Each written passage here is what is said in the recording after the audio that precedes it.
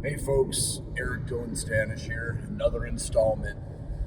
Now, I'm going to be completely honest. I've tried to record this installment 4 different times now, and I haven't been able to make it through this subject without honestly getting pretty emotional. And it's not my typical bit of how we've been talking about mindset, positive mental attitude, manifestation, any of those things. Today, what I've wanted to talk about, and I've attempted to record this installment, is the loss of a pet.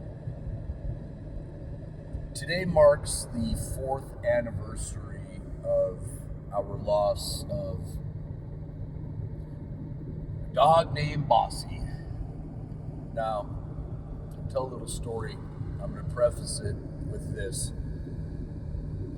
I know a lot of people discredit the love that owners have for their pets, and they'll say shit like, oh, you're a dog mom or a dog dad. You're not a real dad. You're not a real mom. Those aren't actual human kids. You treat them like kids. You know, that's an opinion.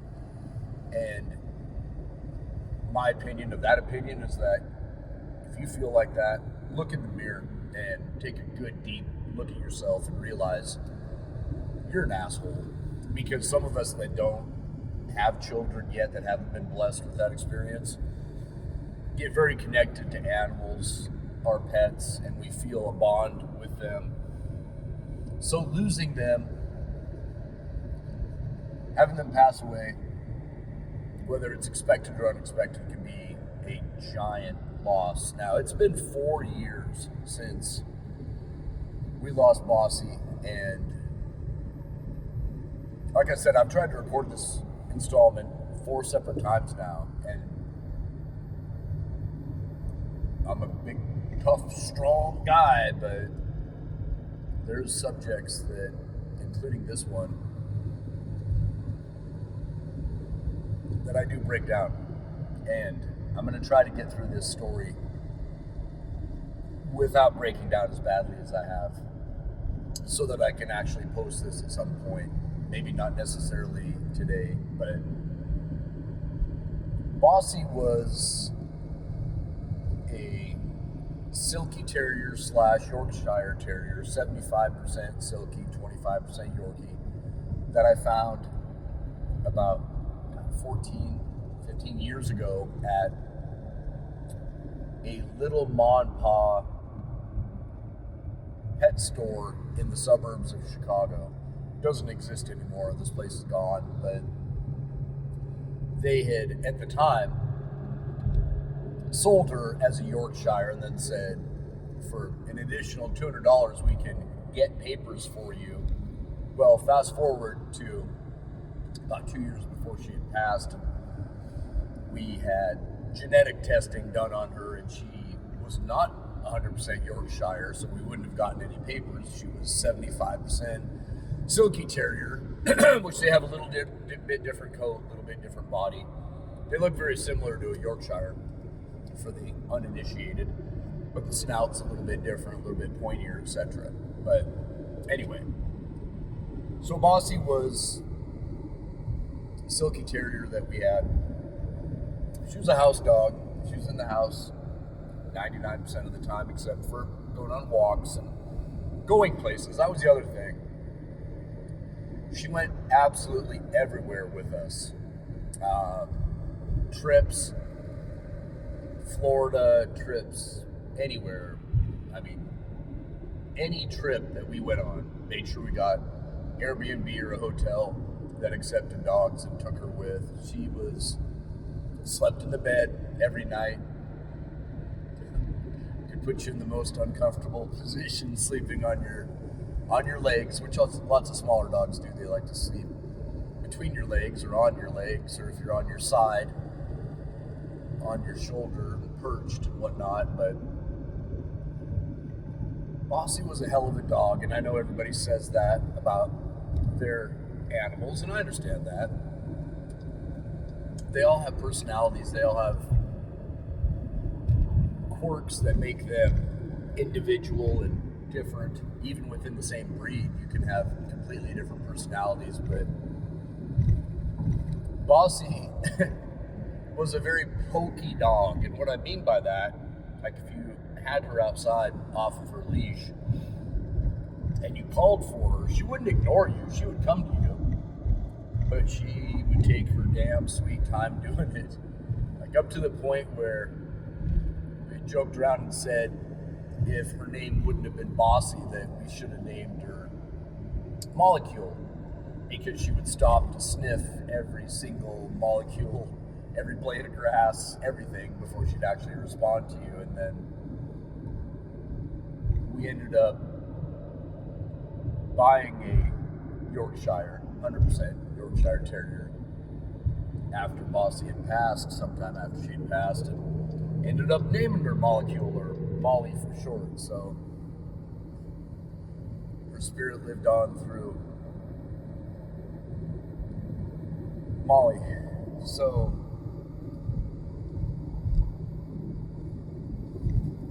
okay, I'm fighting through this one, folks. Really, believe me, I am. I had taken Bossi to the vet. Like I said, it's been 4 years ago. Taking her to the vet around June-ish, mid-June-ish of that year, and she had a completely clean bill of health. Our veterinarian here, Kevin Kennedy, absolutely excellent veterinarian, had seen her all through her life. He had done surgery on tendon blowout that she had on one of our trips. We had went to Florida.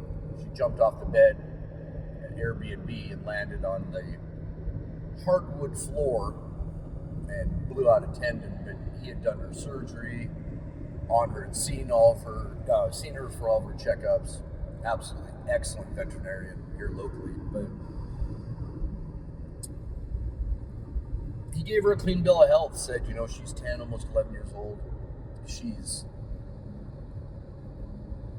absolutely great. You'll get, however many more years out of her. You could get 4 or 5 years. You never know. It's good news. Took her to get groomed. One of the favorite pictures that I have of her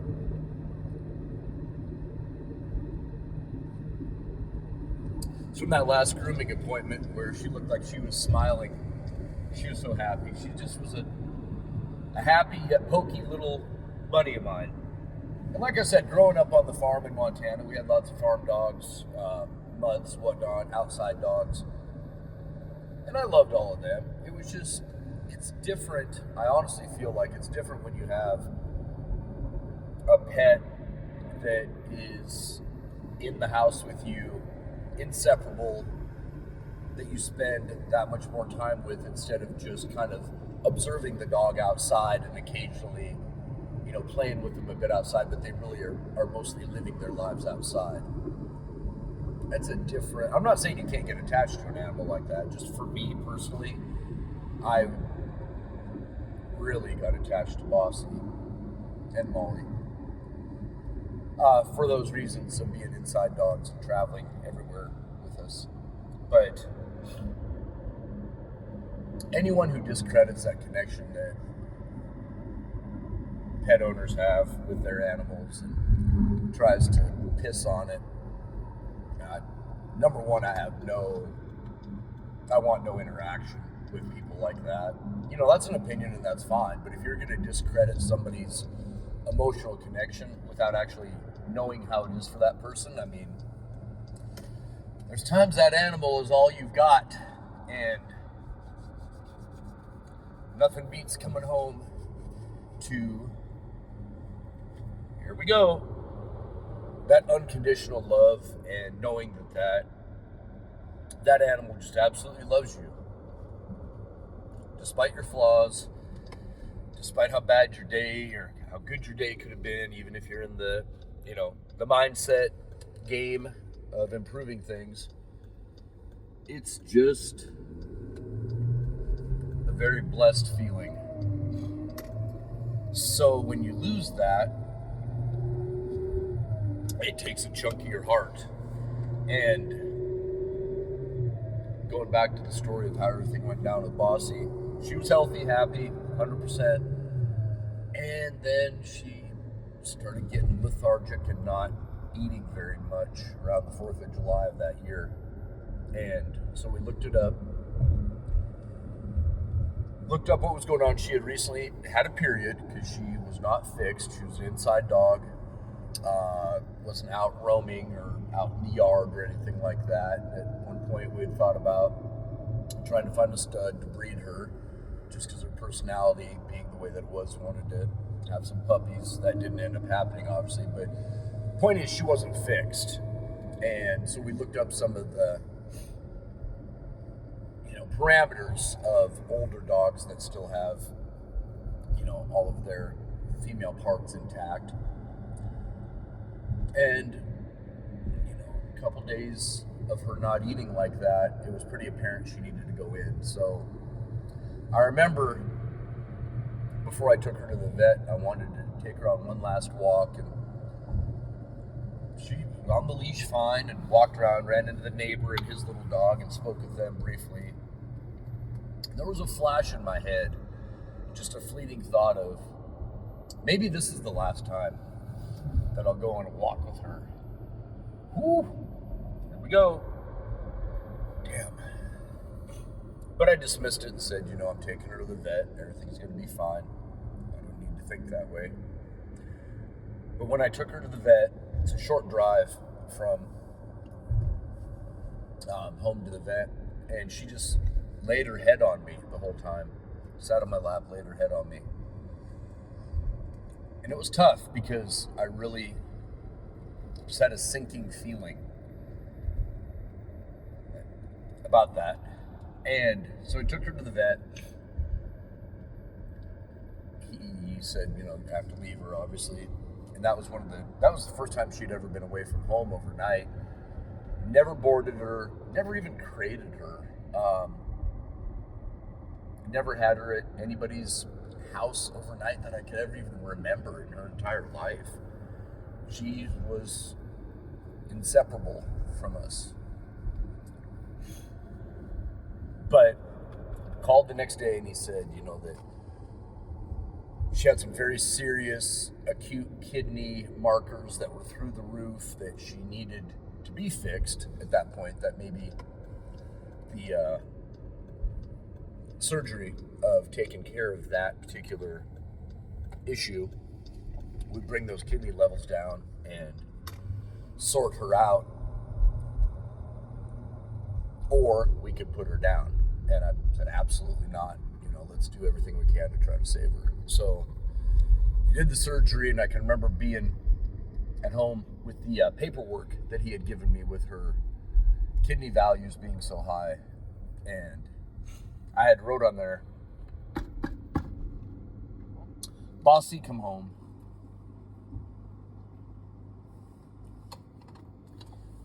Oh boy. Because I just wanted her to come home. That's all I wanted.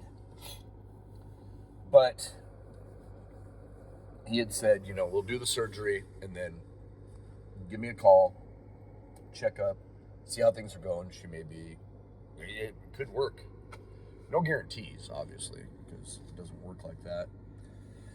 Well, did the surgery, came out of the surgery, she was in recovery, called him up, and he said that, her numbers were looking better. Call back the next day, another day of recovery, and see how she was doing, but that I might be able to bring her home.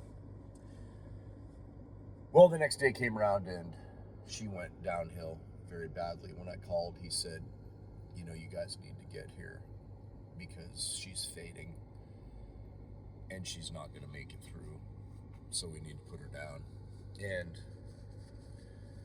so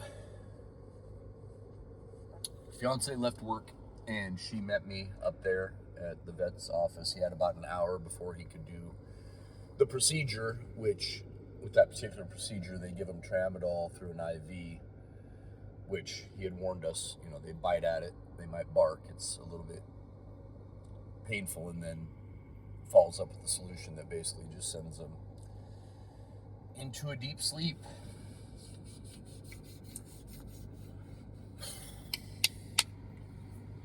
Well, we had about an hour before he could actually do the procedure, so we took her outside and held her, took turns holding her, talking to her.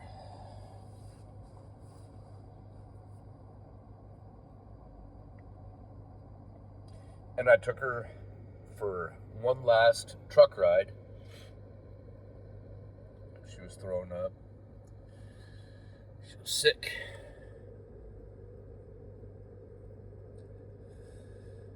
Part of me.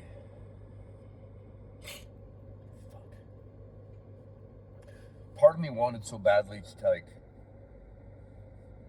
go zipping to some other vet's office immediately and just say, please, is there anything you can do?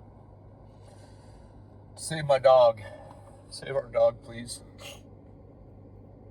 I knew that wasn't, realistic, number one, and it wasn't anything that he wasn't already trying to do or could have done. That there was no stones unturned, is what I'm trying to say. He had done everything he could. So we had that one last ride and went in and gave her the tramadol and the IV, and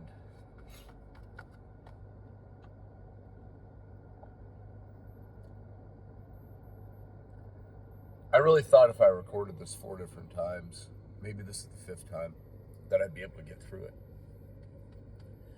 It's been 4 years. 4 years, and it doesn't hurt any less.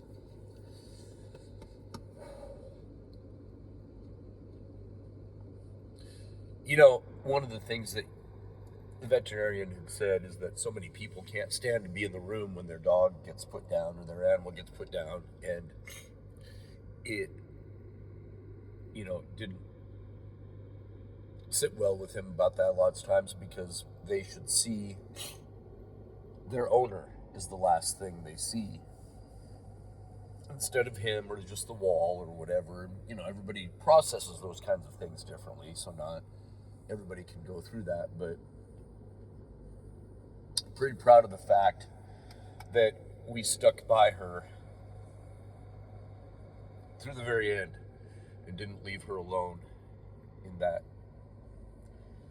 final moments. Good God.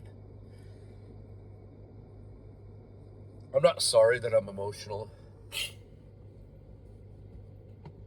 because that dog was so important to me, and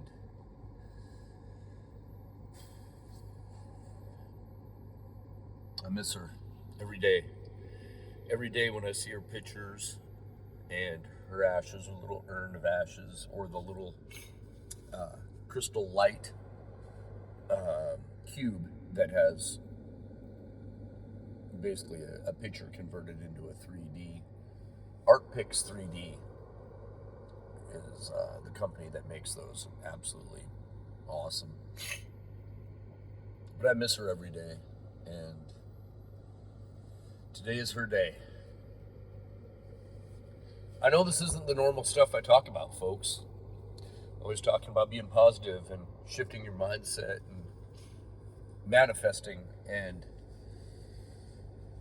not allowing stuff in the 3D to throw you off. But the other side of it is there are these things that happen, and I'm glad that we had the time that we did with her. I'm glad that we had her unconditional love, because that's what dogs do. They love you. And you know what? If you aren't an animal lover, that's fine. That's your thing. Oh, it's not my thing. And I probably won't have a lot in common with you if you're not, which is okay. We don't have to have things in common. But the connection that we have with dogs and pets is something that only we understand personally. Other people that discredit that, that's fine. That's fine. Totally fine. They can discredit it, but I don't want anything to do with them, honestly. Yeah, like I said, a little left turn from the stuff I usually talk about, but it's real life as well. And no matter how positive your mindset, no matter how much you say that, things happen through me, not to me, I'm only going to look at the occurrences that go on in my 3D reality as being beneficial towards me. Of course, there's occurrences like this. Somebody passes away, your animal passes away. Other high-level events that occur that you didn't create that situation through your mental attitude, but you still have to deal with it. And in this particular case, that was one of the toughest days I've had in my life, of a handful. I can count on one hand days of that equivalence that have been tough. Love your dogs, love your pets, because all they have is us. And when we don't have them anymore, we realize just how much a part of our lives they were. So enjoy every second, because their entire life is you. Your entire life may be a million different things, but that animal's whole life is you. So honor that, respect that, and give it the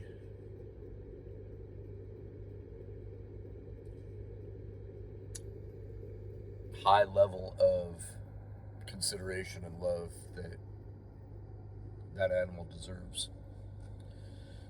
Because if not, somebody else deserves that animal. If you can't do it, that's fine. Admit it, but make sure that animal doesn't miss any love. Anyway, another installment will be coming up, and it'll be on maybe a cheerier subject, but like I said, these videos are going to be me rambling and whatever comes to mind, and not all of it's going to be the happiest shit, but the majority of it is this is life. It's what we deal with as humans going through this plane of existence. All right. Eric Dillon out. See you later.